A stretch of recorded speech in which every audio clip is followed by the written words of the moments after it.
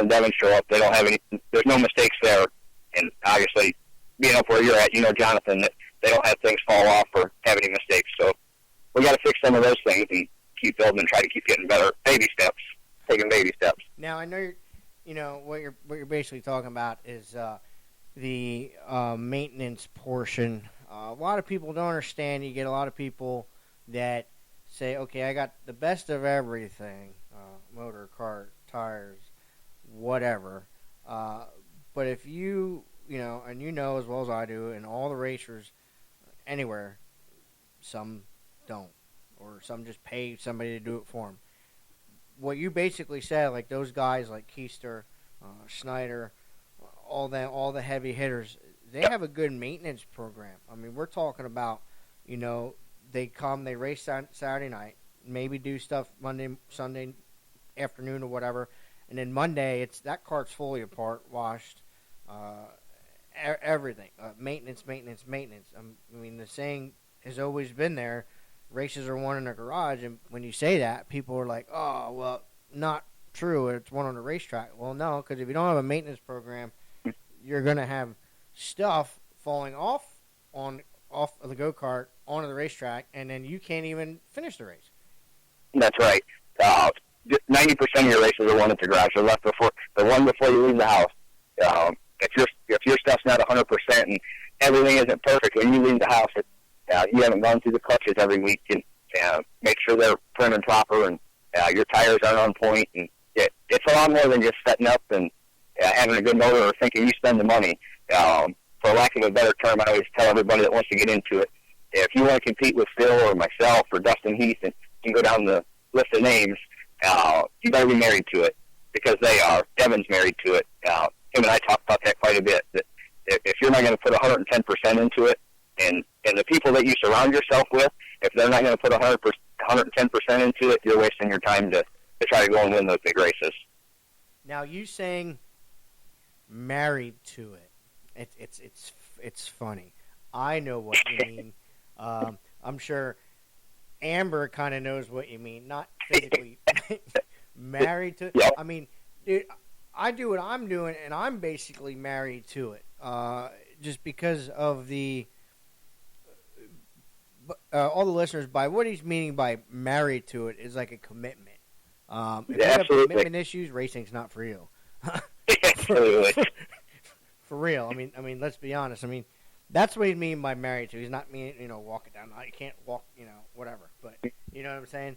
But you can't being married to it and then having, like you have your wife is your support channel. You have your customers. I have my wife as my support channel. And we don't have a support channel.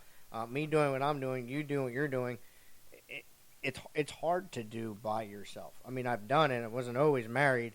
Wasn't always with, my wife or before that, and I had, whatever back in the past. But if you don't have that support channel doing what you're doing and somebody stick by you, and I know you said your wife was, doing everything on a cart for you. It's like kind of like a pit person, so you don't want to be.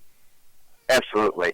And her, first and foremost, I have to say, her and the boys give up quite a bit for me to be able to go and do what I love and have success in doing it.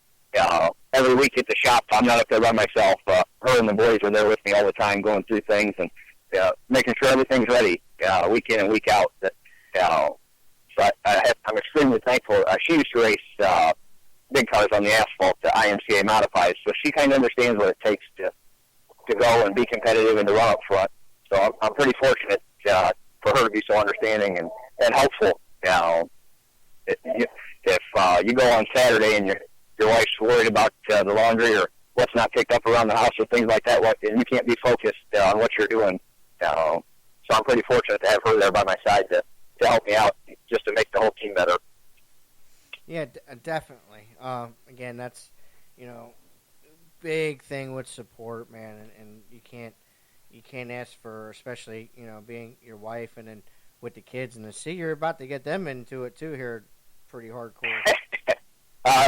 My dad and Amber have both been on me pretty hard, and I keep pushing the brakes, and the sooner they get into it, the sooner I'm going to have to quit. And I'm not ready yet, Bobby. So it's around the corner, but also the wonderful people at Black have built many good go-karts over the years. And I actually just got a reactor that I think we're going to put together for my oldest son, just to let him turn some laps and get used to it and make my hair turn gray.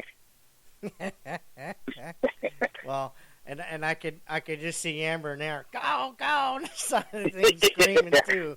Oh yeah, it's definitely a family affair there, man, and that's what it has to be. And then, we were talking before we went live about the old school way of karting with like the roots and stuff like that. I mean that's kind of what it is, man. You're bringing back the roots of karting. You're keeping your family into it.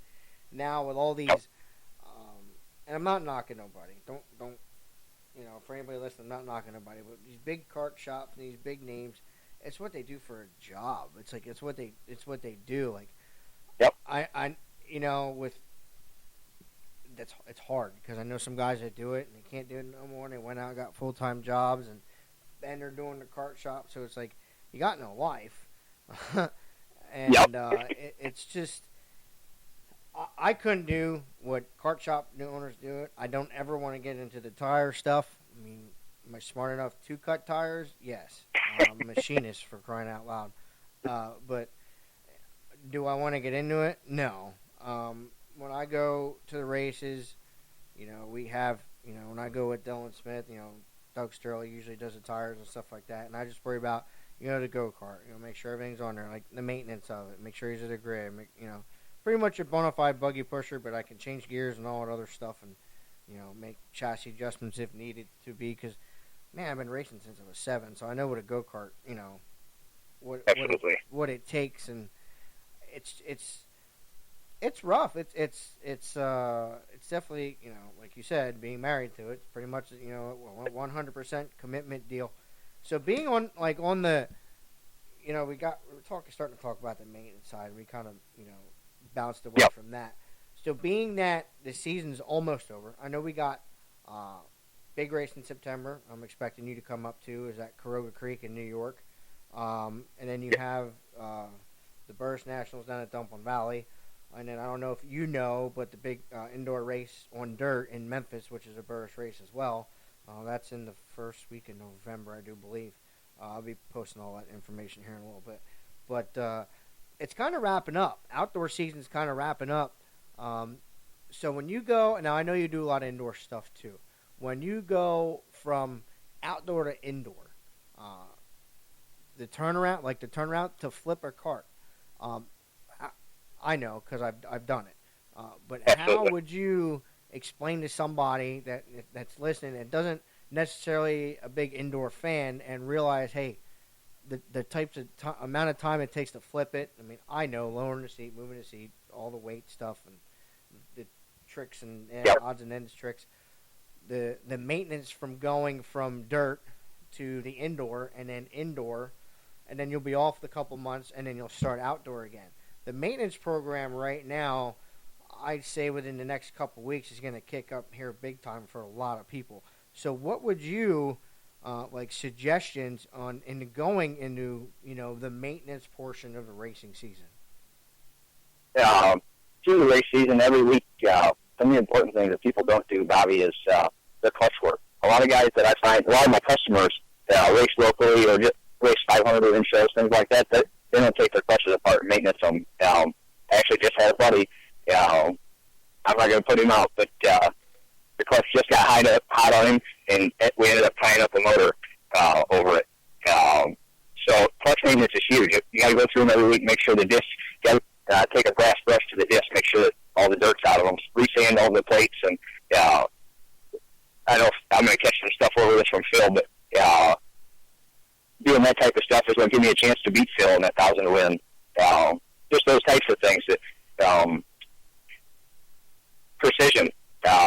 Make sure you're doing everything perfect. Don't do it halfway or just think, oh, that's all right. Or you better go through it and make sure 100%. Like I said at the start of the show, things falling off and motor trouble and different stuff has cost me some money this year.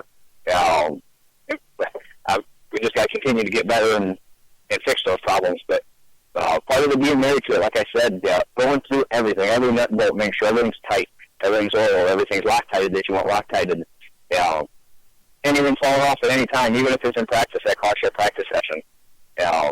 So you have to make sure when you go to the racetrack, your things are perfect, especially going indoors. Everything gets magnified because then you get the best racers from every region, Zach Axlin and Jonathan Keister, like we said earlier, Phil and Brad Bowers and Dustin Heath. You get every good racer from every region. They all come to one place to race. So mistakes, there can't be any of them. So those are some of the things you really need to show up on and to make sure are right. Now, when you do, we're talking, maintenance on the kart, but especially indoor maintenance on your own body, like the toll that indoor takes on a driver's body, and people don't realize, like, you get like your average Joe off the street, you take them to an indoor kart race. Oh, that's no problem. All right, buddy, you get in there like up here in Harrisburg when you're zinging around these poles, they fly, and people don't realize that they fly, and the G's in, especially indoor. I mean, they're fast outside. Don't get me wrong, but indoor is a totally different animal, and you almost. I don't want to make ruffle any feathers, but you kind of almost got to look like a horse jockey. I mean, it's. Guys, well, if you look at some of the guys I just named, almost all of them are my size. Short guys, skinny. Phil's the only one. Phil's got it done for a lot of years, being 6 foot tall. But he's one of the only ones, and you have to take extremely good care of your body. I just had this conversation with Phil and Devin. If you eat Burger King and eat McDonald's and drink nothing but pop, I guarantee you, about lap 10 or 15, somebody's coming by. You got to work out, drink a lot of water, eat right. The old saying, you are what you eat, that couldn't be more true. If you want to be in good shape, you better eat right and do those types of things, because if you're not, the guys sitting right behind you, when it counts the most, they're doing what it takes to win the races. And Brandon Dunn's another one. He does CrossFit. I tease him all the time about that, but he does CrossFit all the time, and he's probably in the best shape out of all of us. So those things are extremely important. You don't understand how much it wears you out. Then really, when you get to racing with people, you start to tense up, and you have to talk yourself into being relaxed, staying calm, not getting after it too early, and making sure you make it the last 5, because those are the most important 5. That's what you get paid for. So you got to make those ones count. That people don't, if you've never done indoor racing, you don't understand what it takes. It's a whole different animal from doing the outdoor stuff. Well, it's funny, I brought up the indoor stuff. I mean, I was talking to Kurt actually today, and we were talking about, the King of the Concrete race, and he said that, the different breed of drivers in that event are ridiculous, because there's actually more drivers in the stands than there are racing, because they know that they're not, their size is, they're just going to be behind the 8 ball right away. They know it. I mean, the King of the Concrete and any indoor race, I don't care what it is, any indoor race, I mean, besides Williamson's a bash fest. I don't even want to go into that one. I went down there a couple years ago, and it was just straight carnage.